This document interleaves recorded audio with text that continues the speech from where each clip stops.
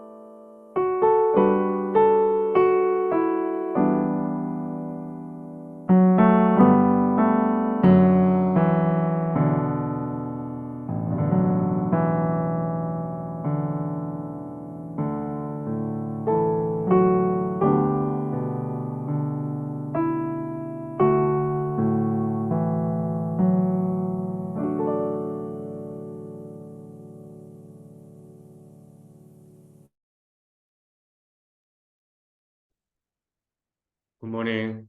성도님들 편한 밤 보내셨습니까? 오늘은 한 주의 터닝 포인트인 수요일 아침입니다. 터닝 포인트는 이미 반이 돌았지만 아직 반이 남아있다는 뜻도 됩니다. 만약에 우리가 이번 주에 해야 할 것들 중에 아직 못하신 부분이 있다면 주님 주시는 능력으로 감당해내는 그러한 복된 하루 되시기를 소망합니다. 오늘 저희가 묵상할 말씀은 잠언 17장 말씀인데요. 17장 전반부 1절에서 12절 말씀을 제가 묵상하도록 하겠습니다. 마른 떡 한 조각만 있고도 화목하는 것이 제육이 집에 가득하고도 다투는 것보다 나으니라. 슬기로운 종은 부끄러운 짓을 하는 주인의 아들을 다스리겠고 또 형제들 중에서 유업을 나누어 얻으리라. 도가니는 은을, 풀무는 금을 연단하거니와 여호와는 마음을 연단하시느니라.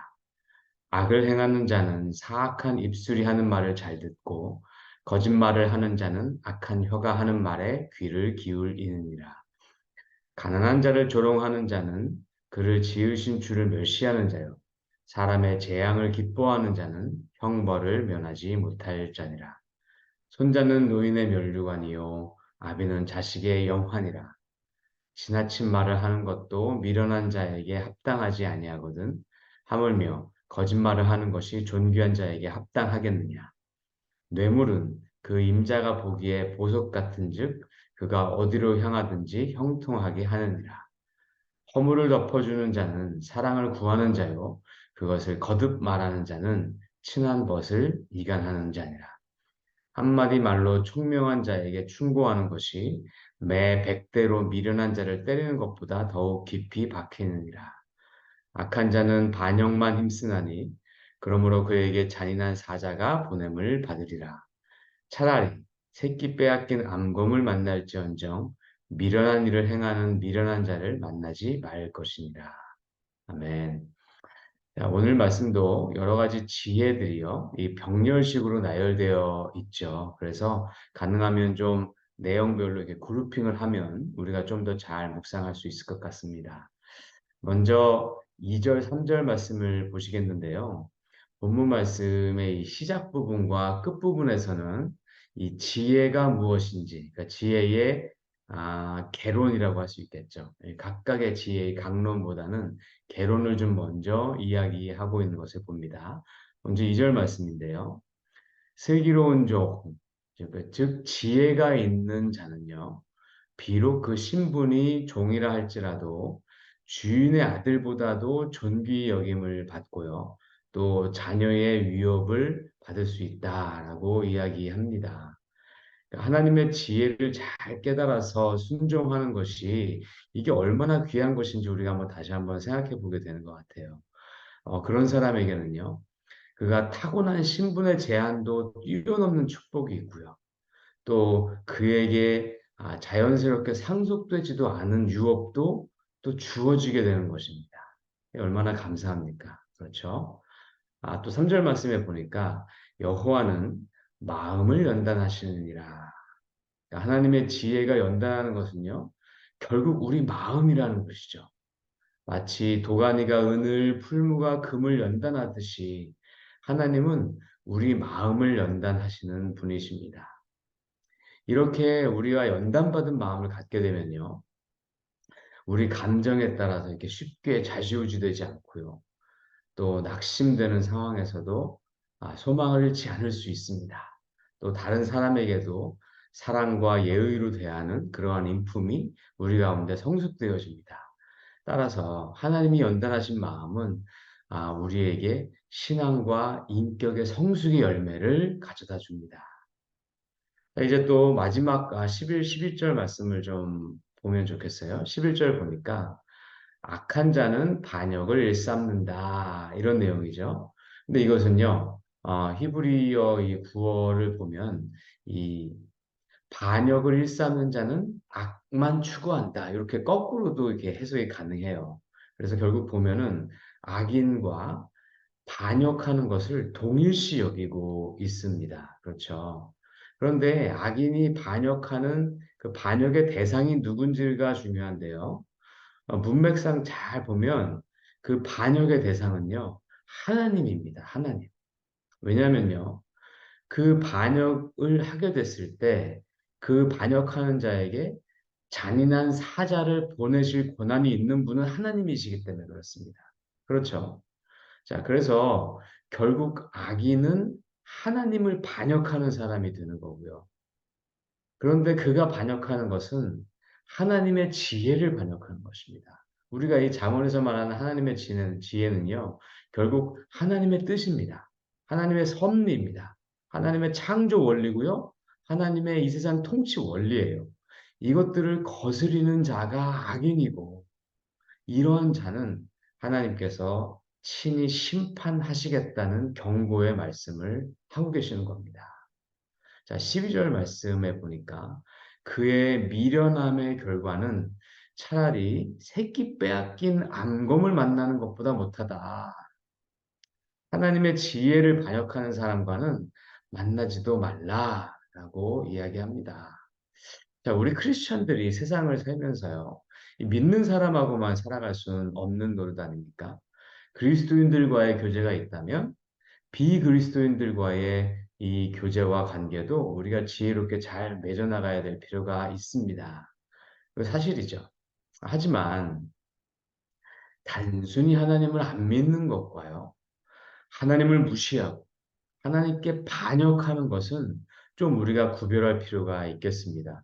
만약에 어떤 사람이 있는데 그 사람의 그 마음이 교만이 가득해서 또 그 사람이 그 악이 가득해서 하나님을 모든 면에서 대적하고 반역한다면 그 사람과는 가급적 함께하지 마시기 바랍니다.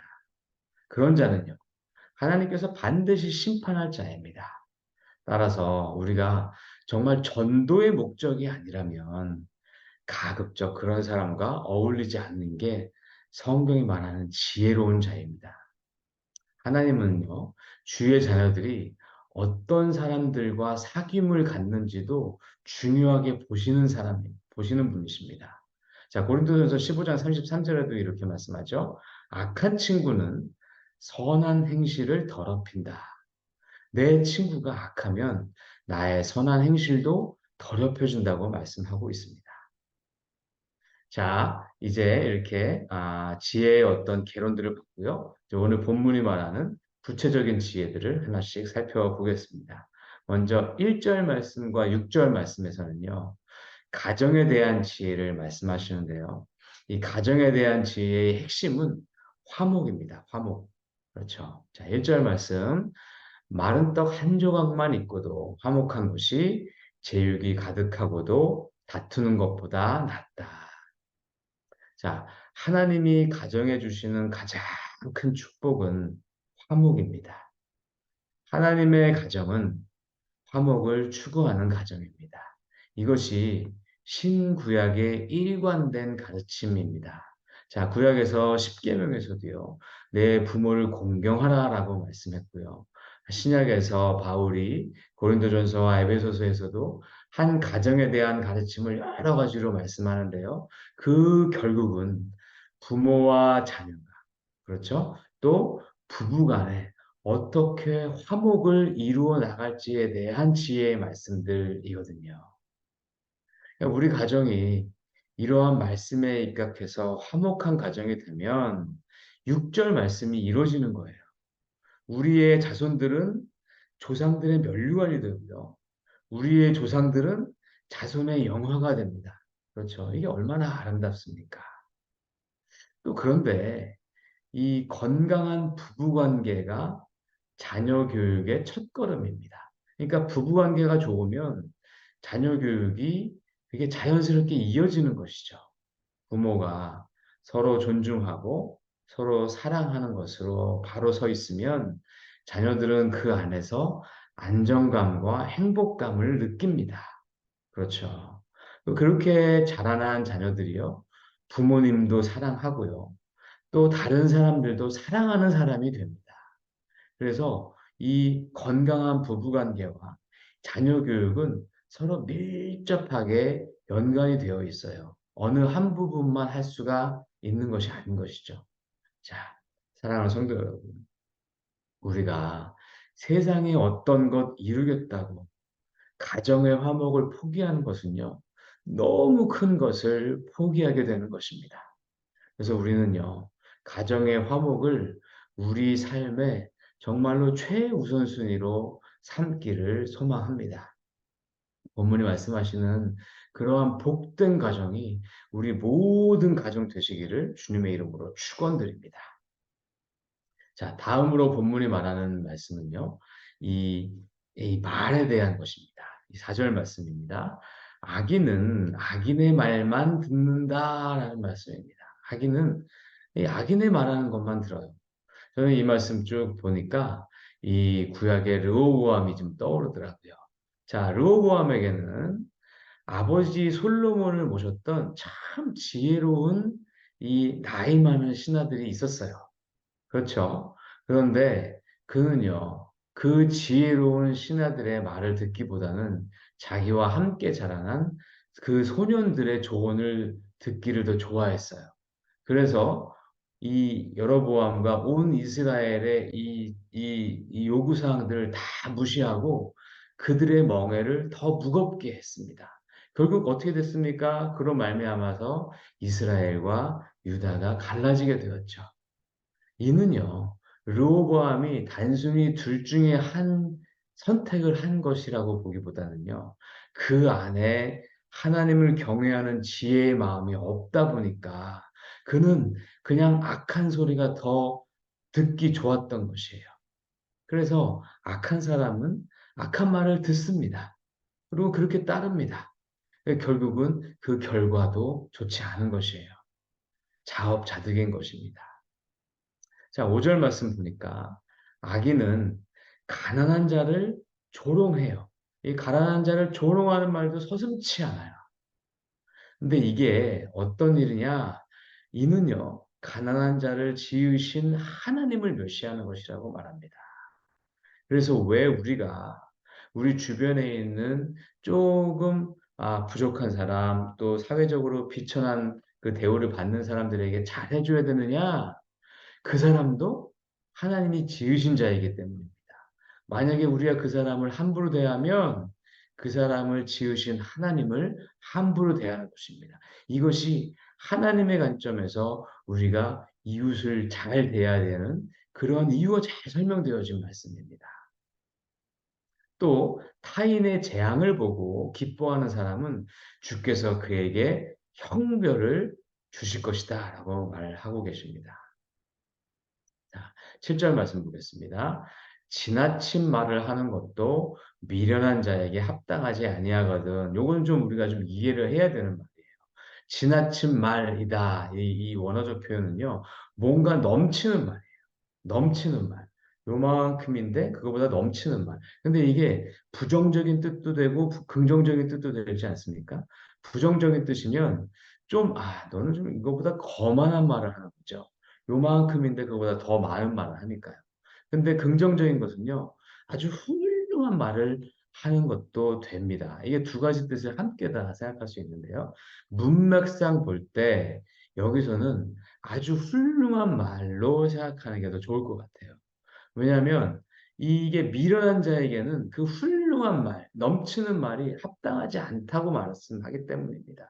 그러니까 이 미련한 자에게 아주 훌륭한 말이 합당치 않듯 존귀한 자에게는 거짓말하는 것이 합당하지 않다. 이렇게 이 구절이 이해하는 것이 맞겠습니다.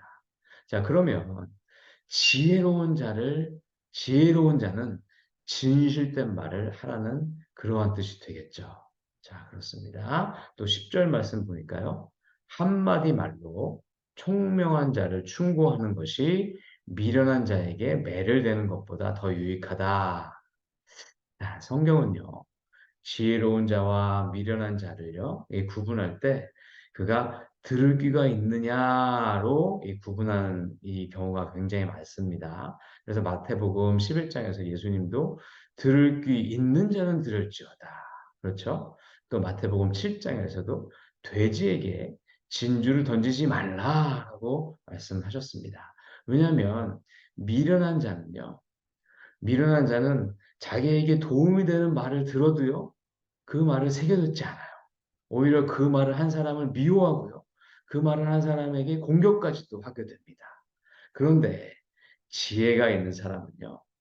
한마디만 탁 던져줘도 그 말의 본의를 잘 깨닫고 행여나 내 자신에게 부족한 부분이 있었는지도 돌아보고 그런 것이 있었으면 또 그것을 고치기까지 하는 자가 지혜로운 사람입니다. 정말 이런 사람에게 조언을 하면요. 그 조언하는 사람 마음도 속이 다 시원해집니다. 하나님은 오죽하시겠습니까? 이런 마음을 우리가 teachable heart라고 부르는 것 같아요. 이 가르칠 만한 마음인 거죠. 지혜가 있는 마음인 거죠. 배울 자세가 있는 마음인 거죠. 이것 하나님이 주시는 지혜입니다. 만일 성도 여러분, 나에게 조언할 만한 위치에 계신 분이 나를 사랑하는 마음에서 나의 유익을 위해서 뭔가 조언을 한다면 그 자리에서 동의가 좀 되지 않더라도 바로 그것을 내치지는 않았으면 좋겠습니다. 그래서 내 이고를 좀 내려놓고 그 말씀을 두고 우리가 생각해 보면 분명히 우리에게 유익이 있는 말씀입니다. 그러한 것들을 받아들일 수 있는 지혜로운 자 되시기를 참 축원드립니다. 자, 8절 말씀도 이 뜻을 좀 우리가 좀 잘 이해해야 되는 말씀이에요. 자, 뇌물을 주는 사람이 볼 때는 보석 같아서 어디에 쓰이든 형통하게 한다. 이게 잘못 읽으면 이게 뇌물이 좋은 것처럼 이렇게 표현되는 걸로 들릴 수가 있어요. 그런데 이 본 뜻은요, 뇌물 주는 사람이 볼 때는 뇌물이 다 형통하게 해주는 것처럼 보일 수 있지만 실은 그렇지 않다는 이 반어법적 표현이 들어가 있는 것입니다. 성도 여러분, 하나님은요, 기본적으로 뇌물을 아주 싫어하시는 분이시죠. 신명기 10장 17절에서도요. 하나님은 사람을 외모로 보지 아니하시며 뇌물을 받지 아니하신다라고 이야기하고 계시고요. 또 신명기 27장 25절에서도요. 무죄한 자를 죽이려고 뇌물을 받는 자는 저주를 받을 것이다라고 말하고 있습니다. 따라서 하나님의 지혜를 따르는 우리도요. 뇌물을 주지도 말고 받지도 않아야 합니다. 자, 9절 말씀입니다. 허물은 덮어주어라 라고 말하고 있죠. 남의 허물은 덮어주어라. 자, 남의 허물을 덮어주는 사람이 왜 귀하냐? 그 사람이 사랑을 구하는 자이기 때문입니다. 이웃 사랑을 실천하는 자이기 때문입니다. 그 허물을 사랑의 마음으로 좀 감싸주는 것이기 때문입니다. 인간관계에서요. 그래서 누군가가 내게 잘못하였을 경우에는요. 만약에 그 사람이 나에게 잘못한 것을 본인 스스로 몰라요. 인지하지 못하면 그것을 인지하도록 말을 해줄 필요는 있어요. 그런데 그 사람이 그것을 이해했다면, 인지했다면, 그때부터는 그 말을 자꾸 내가 꺼내지 않는 것이 하나님의 지혜입니다.